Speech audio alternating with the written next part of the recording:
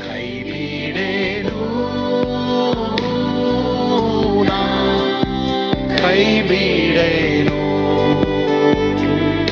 ಆ ಮಾತು ಹೇಳಿದ ನನ್ನ ಹೇಳಿದ ನಲ್ಲವೇ. ನಾ ಕೈ ಬಿಡೇನು, ನಾ ಕೈ ಬಿಡೇನು, ಆ ಮಾತು ಹೇಳಿದ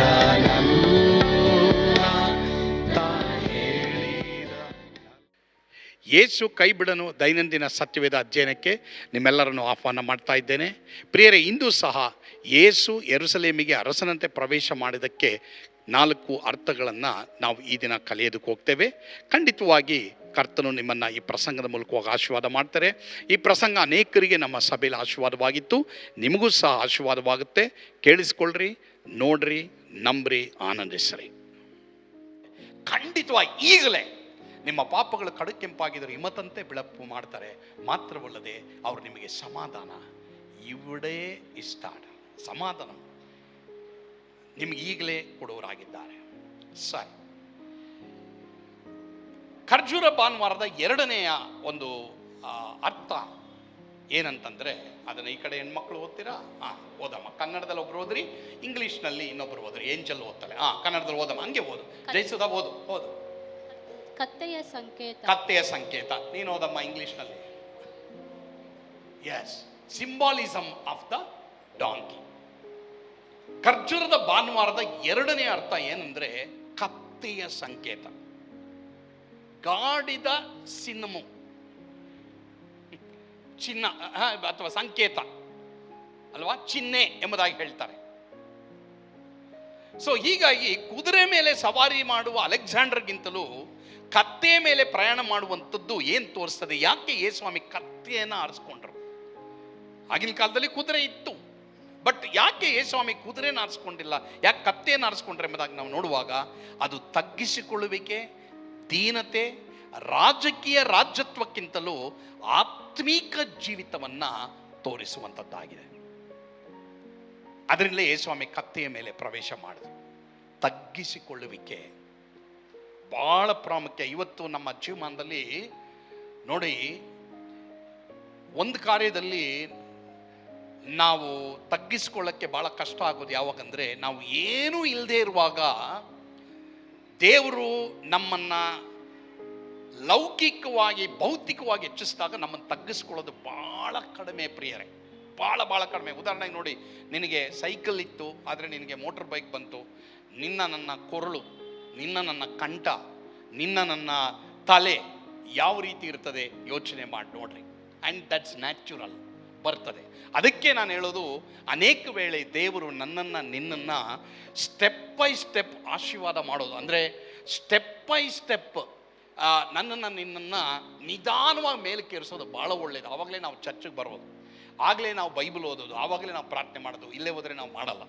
ಯಾಕೆ ನನ್ನ ನಿನ್ನ ಜೀವಮಾನದಲ್ಲಿ ಇವತ್ತು ಕಷ್ಟ ಇದೆ ಅಂತಂದರೆ ತಗ್ಗಿಸ್ಕೊಳ್ಬೇಕು ಅನ್ನೋದಕ್ಕೇನೋ, ಅಥವಾ ಯಾಕೆ ನಾನು ನೀನು ಸೋಲ್ತೀವಿ ಅಂತಂದರೆ ನಾನು ನೀನು ಮತ್ತೊಬ್ಬರ ಮುಂದೆ ಆಂಭಾವ ಪಟ್ಟಿದವೋ ಏನೋ.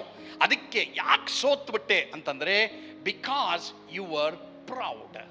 ನಾನು ನೀನು ಅಹಂಕಾರದಲ್ಲಿ ಎಲ್ಲೋ ಇದ್ದೀವಿ, ಅದಕ್ಕೆ ದೇವರು ನನ್ನನ್ನು ನಿನ್ನನ್ನು ತಗ್ಗಿಸಿರ್ಬೋದು. ಪೌಲ ಹೇಳ್ತಾನೆ, ನನಗೆ ಈ ಪೀಡೆ కొందరు ఇంట్లో ఏం చెప్తారు, నువ్వు పీడే అని చెప్తారు అని అట్లా చెప్తారు. అట్లా చెప్పకూడదు. ಪೀಡೆ ಎಂಬುದಾಗಿ ನಾವು ನೋಡಬೇಕಾದ್ರೆ ಏನೋ ಒಂದು ದೇಹದಲ್ಲಿ ಸ್ಥೂಲ ಎಂಬುದಾಗಿ ನಾವು ನೋಡ್ತೀವಿ, ಅಥವಾ ಏನೋ ಒಂದು ಮುಳ್ಳಿನಂತೆ ನಾಟುವಂಥದ್ದು ಎಂಬುದಾಗಿ ನಾವು ನೋಡ್ತೀವಿ. ಪ್ರತಿಯೊಬ್ಬೊಬ್ಬರು ಇಲ್ಲಿ ಏನೋ ನಿಮ್ಮ ಜೀವಮಾನದಲ್ಲಿ ನೀನು ಎಷ್ಟೇ ಪ್ರೇಯರ್ ಮಾಡಿದ್ರು, ನೀನು ಎಷ್ಟೇ ಭಯಭಕ್ತಿ ಉಳ್ಳವನಾಗಿ ಜೀವಿಸಿದ್ರು, ನೀನು ಎಷ್ಟೇ ಆರಾಧನೆ ಮಾಡಿದ್ರು, ನಿನಗೇನೋ ಒಂದು ಕಮ್ಮಿ ಇದೆ. ಒಪ್ತೀರಾ? ಯಾಕೆ ಗೊತ್ತಾ? ಅದರಿಂದ ನನಗೆ ನಿನಗೆ ಯೇಸುವಿಗಿದ್ದಂಥ ಆ ತಗ್ಗಿಸಿಕೊಳ್ಳುವಿಕೆ ಅನ್ನೋದು ನನಗೆ ನಿನಗೆ ಬರುತ್ತೆ ಪ್ರಿಯರೇ. It's very very very very important. ಯೇಸುಸ್ವಾಮಿ ಕತ್ತೆ ಮೇಲೆ ಪ್ರವೇಶ ಮಾಡಿದೆ. ಇವತ್ತು ಒಂದು ವೇಳೆ ನನಗೆ ಗೊತ್ತಿಲ್ಲ ಯಾರು ಇವತ್ತು ಯಾವುದರಲ್ಲಿ ಹೆಚ್ಚಳ ಪಡ್ತಾ ಇದ್ರು ಗೊತ್ತಿಲ್ಲ. ಹಣದಲ್ಲ, ಮನೆಯಲ್ಲ, ಎಜುಕೇಷನ್ ಅಲ್ಲ, ಸ್ಕೂಲಾ, ಸರ್ಟಿಫಿಕೇಟ್ಗಳ, ಅಥವಾ ನಿಮ್ಮ ಪೊಸಿಷನ್ಸಾ? ನಾನು ನನ್ನ ಜೀವನದಲ್ಲಿ ಹಾದೋಗ್ತಾ ನಾನು ಪ್ರಾರ್ಥನೆ ಮಾಡಿದ್ರೆ ಅದೇ, ದೇವರೇ ನನ್ನ ಜೀವನದಲ್ಲಿ ನಾನು ಯಾವುದೇ ರೀತಿಯಲ್ಲಿ ನಾನು ಹೆಚ್ಚಿಸ್ಕೊಳ್ಬಾರ್ದು ದೇವರೇ, ನನಗೆ ಕಷ್ಟನೇ. It's very very difficult. Human ಟೆಂಡೆನ್ಸಿನಲ್ಲಿ ಭಾಳ ಕಷ್ಟನೇ ಪ್ರಿಯರೇ. ನಮಗಿಂತಲೂ ಕೆಲವು ಕಾರ್ಯಗಳಲ್ಲಿ ಕಮ್ಮಿ ಇರೋರನ್ನ ನಾವು ನೋಡುವಾಗ ಸಾಧಾರಣವಾಗಿ ಇಮ್ಮಿಡಿಯೇಟಾಗಿ ಎಲ್ಲರೂ ಒಪ್ಕೊಳ್ಬೇಕು. ಯಾರಿಗೂ ಇದರಲ್ಲಿ ಎಕ್ಸೆಪ್ಷನ್ ಏನಿಲ್ಲ. ಎಲ್ರಿಗೂ ಏನೋ ಒಂಥರ ಅಹಂಕಾರ ಬರುತ್ತೆ ಅಲ್ವಾ? ಉದಾಹರಣೆಗೆ ನಿನಗೆ ಬೆಳ್ಳಿ ನೆಕ್ಲೆಸ್ಸು, ಇನ್ನೊಬ್ಬನು ಚಿನ್ನದ ನೆಕ್ಲೆಸ್ ಹಾಕ್ಕೊಂಡಿರ್ತಾನೆ, ಇಟ್ಕೊಳ್ಳಿ, ನೆಕ್ಲೆಸ್ಸೋ ಸರನೋ ಅಥವಾ ಏನೋ ಇರ್ತದೆ. ಅಥವಾ ನನಗೆ ಏನೋ ಪಾಕೆಟ್ ಮೊಬೈಲ್ ಇರ್ತದೆ, ಸಡನ್ನಾಗಿ ಆ್ಯಂಡ್ರಾಯ್ಡ್ ಮೊಬೈಲ್ ಬಂದುಬಿಡ್ತದೆ. ಅಥವಾ ಇನ್ನೊಬ್ಬರಿಗೆ ಸ್ಯಾಮ್ಸಂಗು, ಇನ್ನೊಬ್ಬರಿಗೆ ಆ್ಯಪಲ್ ಬಂದುಬಿಡ್ತದೆ, ಏನು ಐಫೋನ್ ಬಂದುಬಿಡುತ್ತೆ. ಹೀಗಾಗಿ 100% ಏನೋ ಒಂಥರ ನನಗೆ ನಿನಗೆ మేము అట్లు వచ్చిండ్లేదా ಬಂದಿದೆ ಅಲ್ಲ, ಅದನ್ನು ಜಯಿಸಬೇಕು. ಜಯಿಸಬೇಕು ದೇವರೇ. ನಾನು ಅಲ್ಲಿ ಹೋದಾಗ ನನಗೆ ಜಯ ಕೊಡು ದೇವರೇ ಎಂಬುದಾಗಿ ನಾನು ನೀನು ಕೇಳೋರಾಗಿರ್ಬೇಕು. This is very important. ನೀನು ತಗ್ಗಿಸ್ಕೊಳ್ಳದೆ ಹೋದರೆ ತಗ್ಗುವವನು ತಗ್ಗಿಸುವವನು ಇಬ್ಬರು ಎದುರು ಬದುರಾಗಿದ್ದಾರೆ. ದೇವರು ನಿನ್ನ ತಗ್ಗಿಸ್ತಾರೆ. ಯಾಕಂದರೆ ಯೇಸು ಸ್ವಾಮಿ ತಗ್ಗಿನ ತಾವರೆ, ಬೈಲಿನ ನೆಲಸಂಪಿಗೆ. ಹೀಗಾಗಿ ಪ್ರಿಯ ದೇವರ ಮಕ್ಕಳೇ, ಒಂದು ವೇಳೆ ಎಲ್ಲಾದರೂ ನೀನು ಲೌಕಿಕವಾಗಿ ಭೌತಿಕವಾಗಿ ಮತ್ತೊಬ್ಬರ ಮನೆ ಹೆಚ್ಚಿಸಿಕೊಳ್ಳುವಂಥ ಏನಾದರೂ ಒಂದು ಇದ್ದರೆ ಅದನ್ನು ಇವತ್ತೇ ದೇವರು ಯಾವುದೋ ಒಂದು ವಿಷಯದಿಂದ ನನ್ನನ್ನು ದೇವರು ಪ್ರೀತಿ ಮಾಡೋದ್ರಿಂದಲೇ ಸ್ವಲ್ಪ ತಗ್ಗಿಸ್ತಾರೆ. ನಾನು ಕೆಲವು ಸಲ ಯೋಚನೆ ಮಾಡಿದೆ, ಈ ನೆಗಡಿ ಈ ಸೀನು ಬಂದುಬಿಟ್ರೆ ತುಂಬ ಕಷ್ಟ ಆಗ್ಬಿಡ್ತಾರೆ ನನಗೆ. ಏನು ದೇವರೇ, ಇಷ್ಟು ಪ್ರಸಂಗ ಮಾಡ್ತೀನಿ, ಇಷ್ಟು ಬೈಬಲ್ ಓದ್ತೀನಿ, ಇಷ್ಟು ಪ್ರಾರ್ಥನೆ ಮಾಡ್ತೀನಿ ದೇವರೇ, ಇಷ್ಟು ಭಯಭಕ್ತಿ ಉಳ್ಳವನ ಜೀವಿಸೋದಕ್ಕೆ ನಾನು ಪ್ರಯಾಸ ಪಡ್ತಾ ಇದ್ದೀನಿ, ಬಟ್ ಯಾಕೆ ದೇವರೇ ಅಂತ ಕೆಲವು ಸಲ ತುಂಬ ಕಷ್ಟಪಡ್ತೀನಿ. ಬಟ್ ಪರವಾಗಿಲ್ಲ, ದೇವರು ಬಿಡುಗಡೆ ಮಾಡಿದ್ದಾರೆ. ಬಟ್ ಕೆಲವು ಸಲ ಈ ವಾತಾವರಣದಿಂದ ಆ ಥರ ಬರುತ್ತೆ. ಬಟ್ ಆವಾಗ ನಾನು ಅಂದ್ಕೊಳ್ಳೋದು, ಅದು ಇಲ್ಲದೆ ಹೋಗಿದ್ರೆ ನಾನು ದೇವ್ರನ್ನ ನೋಡಲ್ಲ. ಅದೇ ಥರ ನನಗೆ ಗೊತ್ತಿಲ್ಲ, ಯಾಕೆ ನೀನು ಸೋತೋಗಿದೆಯಾ, ಯಾಕೆ ನಿನಗೆ ಕೋರ್ಟ್ ಕೇಸ್ ಡಿಲೇ ಆಗಿದೆ, ಯಾಕೆ ನೀನು ಏನೋ ಪ್ರಾರ್ಥನೆ ಮಾಡ್ತಾ ಇದೆಯಾ, ಯಾವುದೋ ಒಂದು ಡಿಲೇ ಆಗಿದೆ, ಯಾವುದೋ ಒಂದು ತೊಂದರೆ ಸಮಸ್ಯೆಯಲ್ಲಿ ನೀನು ಇದೆಯಾ, ಅದು ನೀನು ಎಷ್ಟೇ ಪ್ರಾರ್ಥನೆ ಮಾಡಿದ್ರು ನಿನಗೆ ಅದು ಆಗ್ತಾ ಇಲ್ಲ. ಆದರೆ ನಿನಗೆ ಕೃಪೆ ಇದೆ, ನೀನು ಚರ್ಚಿಗೆ ಬರ್ತಾ ಇದೆಯಾ, ವೈನೋ ಯೇಸ್ವಾಮಿ ಏನು ಹೇಳಿದ್ರು ಗೊತ್ತಾ, ನನ್ನ ಕೃಪೆಯೇ ನಿನಗೆ ಸಾಕು. ಭಯ ಪಡಬೇಡ, ನಿರಾಸನಾಗಬೇಡ. ಪ್ರಿಯ ದೇವರ ಮಗನೇ, ದೇವರ ಮಗಳೇ, ನೀ ಪಾಪ ಮಾಡಿದ್ರಿಂದಲೋ, ನಿನ್ನ ಜೀವಮಾನದಲ್ಲಿ ನೀನು ಒಂದು ವೇಳೆ ದೇವರಿಗೆ ಅವಿಧೇಯನಾಗಿದ್ರಿಂದಲೋ ಈ ಒಂದು ಕಷ್ಟ ತೊಂದರೆ ನೀನು ಕೆಲವು ವೇಳೆ ಅದರಿಂದಲೂ ಬರುತ್ತೆ. ಬಟ್ ಆದರೆ ಒಂದು ವೇಳೆ ಅದರಿಂದ ಬರದೇ ಹೋದರೆ, ಈ ರೀತಿ ಟೆಸ್ಟ್ಗೋಸ್ಕರವಾಗಿ ಬಂದಿದ್ದರೆ ನೀ ಧೈರ್ಯವಾಗಿರು, ನೀನು ತಗ್ಗಿಸ್ಕೊ. ಪ್ರಿಯ ದೇವರ ಮಕ್ಕಳೇ, ನಾನು ನಂಬ್ತೇನೆ ಈ ಒಂದು ಪ್ರಸಂಗದ ಮೂಲಕವಾಗಿ ನೀವು ಆಶೀರ್ವದಿಸಲ್ಪಟ್ಟಿದ್ದೀರಿ ಎಂಬುದಾಗಿ. ಕರ್ತನು ಖಂಡಿತವಾಗಿ ನಿಮ್ಮ ಹೃದಯದಲ್ಲಿ ಆತನು ಅರಸನಂತೆ ಪ್ರವೇಶ ಮಾಡಲಿ.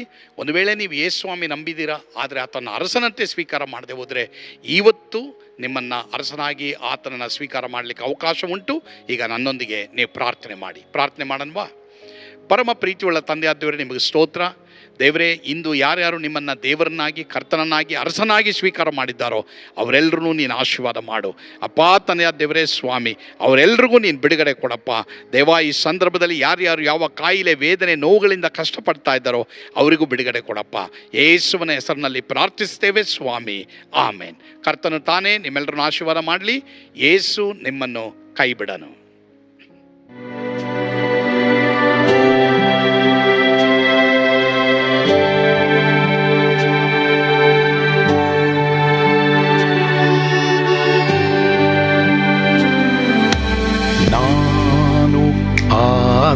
ಪಾತ್ರದಲ್ಲಿ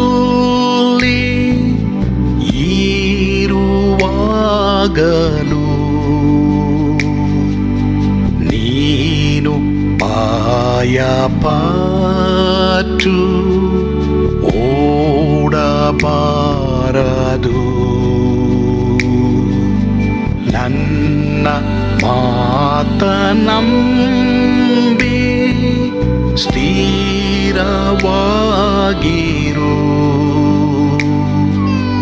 ನಿನ್ನ ಬಿಡಲಾರೆ,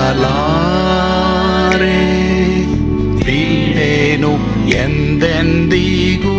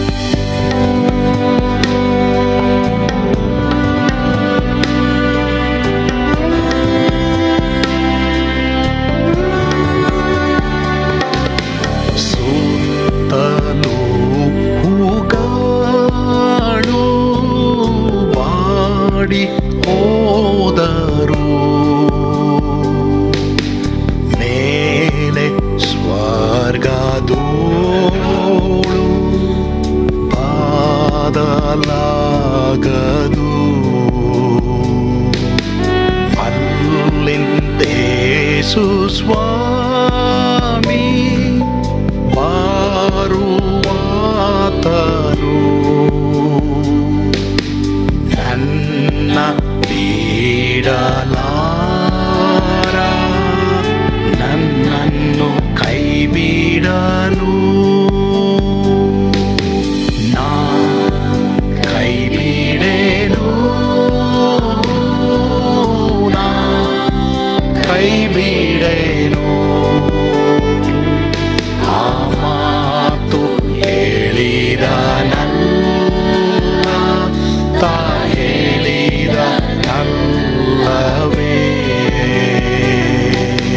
ನಾ ಕೈ ಬಿಡೆನು ನಾ ಕೈ ಬಿಡೆನು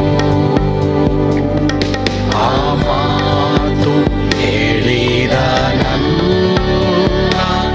ತಾ ಹೇಳಿದನಲ್ಲವೇ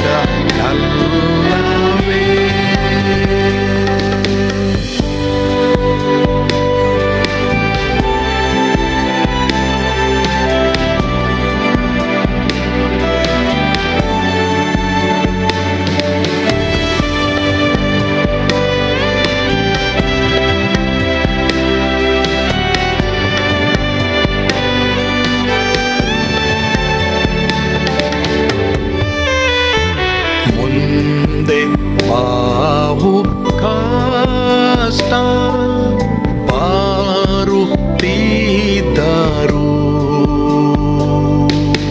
ಬಾಯ ಪಾಡಲಾರೆ ಸ್ವಾಮಿ ಇದ್ದಾನೆ ಬಾಲವಾಗಿ ನಿಂತು ಹರ್ಷಗೊಳ್ಳುವೆ